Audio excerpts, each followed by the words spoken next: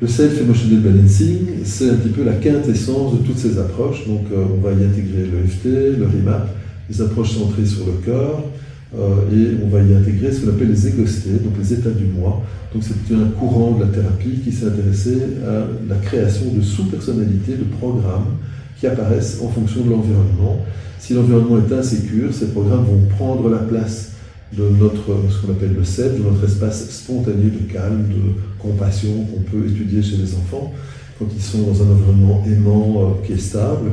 Et donc ce Self-Emotional Balancing a intégré ces approches d'ego states avec l'assimilation de points, l'assimilation du champ visuel, comme j'en ai déjà parlé dans d'autres types de mécaniques d'outils, de façon à pouvoir réaccéder aux réseaux les plus précoces, y compris lorsque ces programmes sont apparus avant qu'on ait même un souvenir de notre identité. Je rappelle que le souvenir identitaire démarre aux alentours de 3-4 ans chez l'être humain, c'est-à-dire que toutes les blessures qui sont antérieures à ces 3-4 ans sont en général tellement collées à nous que nous sommes complètement inconscients qu'il ne s'agit pas de programme, mais on pense vraiment que ça fait partie de traits de personnalité. Vous avez certainement déjà vu des gens qui vous disent que je suis stressé de nature ou je suis nerveux de nature, ce qui n'est pas la réalité. On n'est pas nerveux de nature, ce sont souvent des mécanismes de défense qui se sont mis en place pour essayer de nous protéger d'un environnement insécure. Donc le Self-Emotional Balancing va permettre de réaccéder, y compris à ces programmes, aux événements ou aux parts à ces programmes, et de pouvoir les défaire